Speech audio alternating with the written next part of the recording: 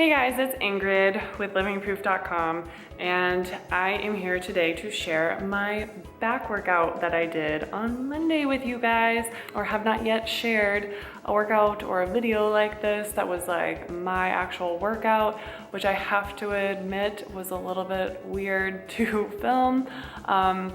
Luckily I did it in the gym when no one was around, so that was always a plus, but still it was weird to have to like pause in between my sets and like put the camera, like where do I put the camera? Do I put it over here? Like make sure it's on, which I actually had to go back because sometimes the camera wasn't on, so that was fun. This was legitimately my entire workout. I think back exercises are so important, especially with today's culture and society of like everything rounded forward. Our phones are in front of us, our computers, our tablets, everything's in front of us and we're all rounded forward. And really, a lot of us, our back muscles have been on vacay. So we need to kind of get them back and let other muscles relax for a little bit because they've been overworked. Everything in the front is so tight and pulled forward. Don't get too down if you try a back workout and you're like, I don't feel this. Not really getting the full feel of what she's talking about here. It took me a long time to the feeling of like feeling my back muscles. Like I remember the first day that I could like feel my traps pinching where my like racer back was. And I was like, what? Long story short, it takes time. It takes time for your muscles you're basically trying to rewire a really pretty hardwired system that has been working a certain way for a long time. So kind of rewriting that and rewiring it to fire and function the way you want it to, it just, like anything, it just takes time. A lot of times I tell my clients, I ask them, have you ever played an instrument? Or really anything that you're trying to learn, but like really with an instrument, I played piano for 10 years, so I use this analogy. When you practice those first few, or when you get a new piece of music from your teacher or whatever, or that you pick out, and that first week of practice, like you suck, like bad. Like you can't even make out the melody of the song, really. It's so choppy, everything, there's no flow. You're just hammering on keys, you're hitting wrong notes left and right, nothing really like strings together. So you go play for your teacher that first week and you're like, really, like this is a waste of both of our times because I don't hear the song, you don't hear the song, like can we move on? But then week two, you know, maybe you get a measure or two, or maybe just one measure that like is like, oh, all right, okay, I can kind of hear the song in there.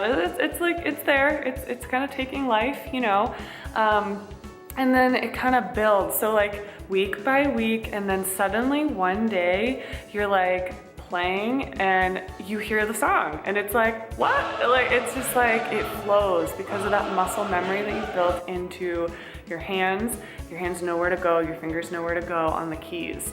And so the same thing is true when you're lifting, that your muscles, it just takes time. And then one day things just kind of click and it's great. And then you hear the song and then you lift the weight and you feel it the right way. And it's just so awesome. So it's just such a good feeling when you know you're moving something correctly and you're targeting the right muscles you want to get after, and like you're making yourself stronger and your posture's improving, and it's just so great. So here's my back workout. Enough of that ramble. Hope that was a helpful little tidbit, and here you go.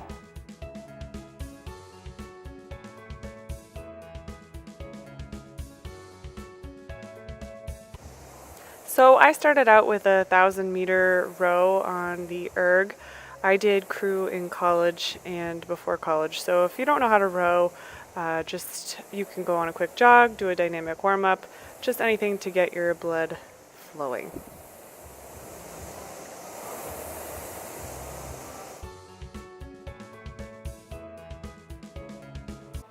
I started with the standing banded row with a double pulse because I wanted to focus on my scapular retraction and kind of make sure everything was moving and gliding all the right way. I followed that with a bent over barbell row, and I started with just a 45-pound bar. This is actually my last set, and I didn't realize how many awkward faces I made when I lifted, but here's proof of that. Focusing on squeezing the shoulder blades back, keeping a chest up and neutral spine the whole time, and I did an underhand grip. And I cannot stress how important it is to stretch in between each of your sets. All right, the next superset, I started with a high kneeling single arm banded row, and you can do this on a cable machine, but because I was in this gym, I just used a resistance band. Next up was the T-bar row, and I absolutely love this, but I'm a little bit awkward in it because all I had available was the rubber bumper plates, and so if you have a smaller plate, that's actually 35 pounds on there. I could pull it closer to me if the plates weren't so big in diameter, but I was working with what I had, so.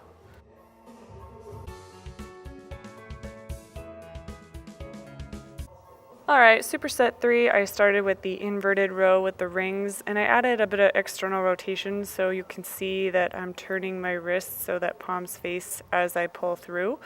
This is for optimal shoulder positioning. I was also really focused on keeping my hips tucked so that my spine stayed in a neutral position.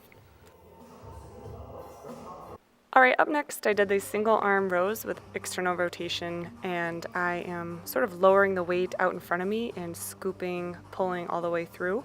This targets full range of motion of your muscles as well as the external rotation for optimal shoulder positioning.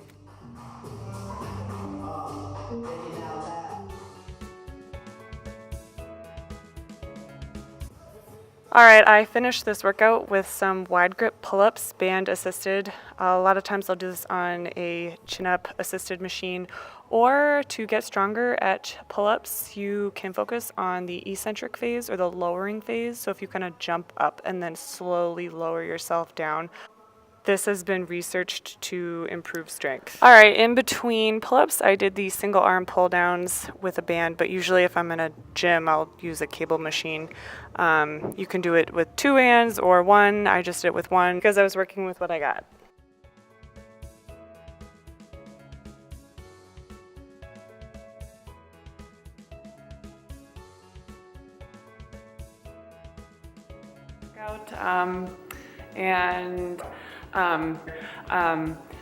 So yes, don't